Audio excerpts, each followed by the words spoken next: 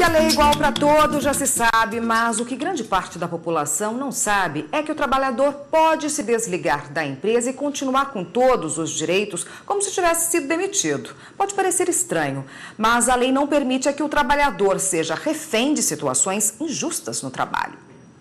A gente só ouve falar que o empregado foi demitido por justa causa, mas ele também pode rescindir o contrato de trabalho com o empregador por justa causa. Não sabia, não. Meio estranho, né? É novidade isso. Como assim? Isso é possível sim.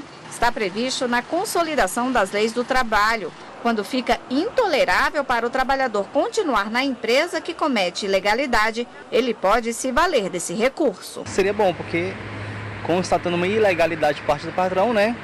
Nós realmente devemos estar amparados. Assim como a gente pode ser demitido também em relação a muitas coisas erradas que a gente pode fazer na empresa, o patrão também deveria ser punido de algum modo. A lei prevê que o funcionário pode pedir para cancelar o vínculo empregatício quando for exigido dele trabalho superior às suas forças, ilegal, contrário aos bons costumes e não previstos no contrato, sofrer tratamento com rigor excessivo, que o faça correr perigo se o patrão não cumprir com as obrigações do contrato, entre outros. Nesse caso, o funcionário deve cancelar por justa causa o contrato de trabalho dele com a empresa.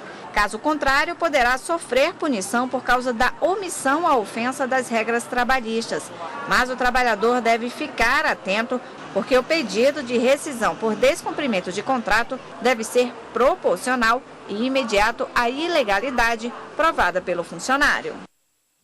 Bom, e para tirar nossas dúvidas sobre esse assunto, nós convidamos o advogado trabalhista Frederico Alvarenga, que está aqui no estúdio do Jornal da Justiça hoje. Boa tarde, doutor. Boa tarde. Bom, nós vimos aí na reportagem da Carolina essa possibilidade, né, da rescisão indireta, e muitos trabalhadores nem sabiam que ela existia, mas ela é prevista. Ela citou alguns exemplos, eu gostaria que o senhor citasse outros. Em que ocasiões o trabalhador pode pedir e solicitar essa rescisão indireta do contrato de trabalho? Perfeito. Inicialmente, a rescisão indireta do contrato de trabalho, prevista no artigo 483 da CLT, que traz um rol exemplificativo de algumas condições onde o trabalhador pode aplicar no empregador também uma justa causa, ela condiz com algumas situações onde o empregador viola um contrato. Como nós violamos um contrato civil, dentro do direito do trabalho, que temos um contrato de trabalho, esse contrato pode ser violado.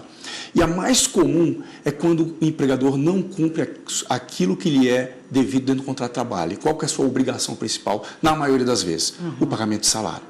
Dentre outras obrigações que não são cumpridas, algumas questões que são proibidas por lei, alheias aos bons costumes, mas atualmente o que tem povoado a justiça do trabalho, realmente o que mais está presente é o assédio moral. Né? Aquela conduta onde o empregado muitas vezes é pressionado e esse assédio, além de gerar muitas vezes um descontentamento com a relação de trabalho, pode gerar até doenças ocupacionais, doenças relacionadas ao trabalho, como uma depressão, e que forcem de forma indireta o empregado a pedir demissão.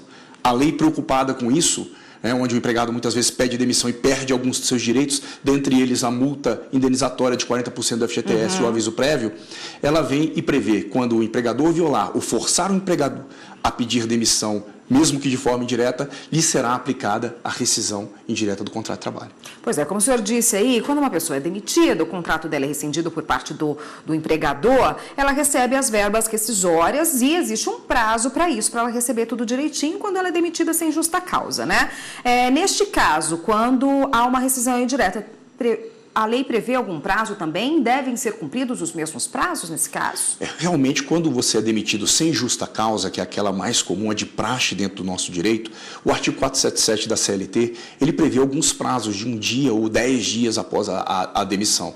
Quando temos a rescisão indireta, encontramos alguns problemas, porque o contrato é rompido por parte do empregado. Muitas vezes, esse empregado, ele se desliga da empresa e o empregador é notificado ou é sabedor da ação judicial de rescisão indireta. Então, os prazos, a princípio, vão ser aplicados no momento que o empregador souber daquele rompimento. E, é claro, Na justiça, tudo pode ser questionado e o empregador pode, através de seus argumentos, questionar essa forma de rescisão, que se converteria, caso o juiz não aceite que existiria justos motivos para demissão por parte indireta por parte do empregado, se converteria num pedido de demissão. Como funciona, doutor? Porque, assim, não é simplesmente o empregado chegar lá e falar: eu quero sair por justa causa da empresa porque você está me assediando ou não pagando salário. Existe um processo judicial para isso? Não é simplesmente a vontade do empregado? Inicialmente, parte da vontade do empregado. E, normalmente, um profissional do direito, até por uma razoabilidade da conduta, por uma cautela, fala para notificar o empregador. É prudente que se notifique o empregador e, caso o empregador verifique que realmente está em mora salarial, em mora de outra obrigação, ele pode aceitar aquela rescisão indireta do contrato de trabalho. Mas o mais comum é que o empregado, além de notificar, procure a justiça e a justiça venha a consolidar aquele pedido em juízo, condenando o empregador em todas as verbas rescisórias que teria direito o empregado, como se tivesse sido demitido sem justa causa. Doutora, a gente continua nesse assunto no próximo bloco, ainda tem várias dúvidas para serem tiradas. Só um minutinho, por favor. Nós voltamos a conversar com o advogado Frederico Alvarenga, que conversa conosco hoje sobre a rescisão indireta do contrato de trabalho.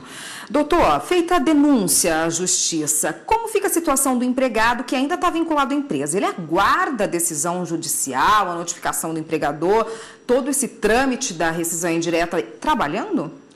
Inicialmente, a rescisão indireta, ela se dá num momento onde o trabalhador, a princípio, não tem mais condições psicológicas e econômicas de continuar trabalhando. Mas o artigo 483 prevê duas hipóteses onde o trabalhador pode pedir a rescisão indireta, até mesmo judicialmente, e continuar trabalhando, que fala das obrigações do empregador e, dentre elas, o atraso salarial, na letra D, e na letra G, onde ele diminui por tarefa, quer dizer, diminui a produtividade daquele trabalhador, diminuindo também sua remuneração. Ele pode continuar trabalhando.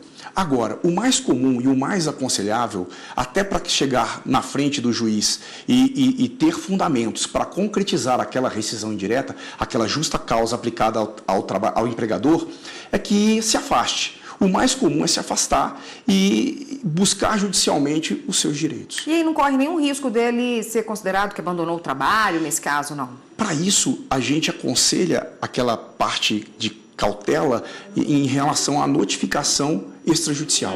Notifique o empregador, demonstrando seu interesse no rompimento indireto do contrato de trabalho, para que evite o abandono de serviço, que seja isso alegado em juízo, e para que o empregador também não alegue nenhum prejuízo.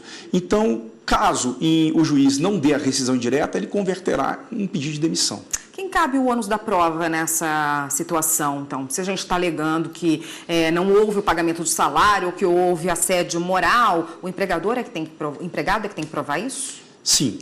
Apesar de ser a parte hipossuficiente no contrato de trabalho e alguns princípios protetores que os resguardam, o empregado vai ter o ônus de provar isso pela lei processual, pelo Código de Processo Civil, pela própria CLT.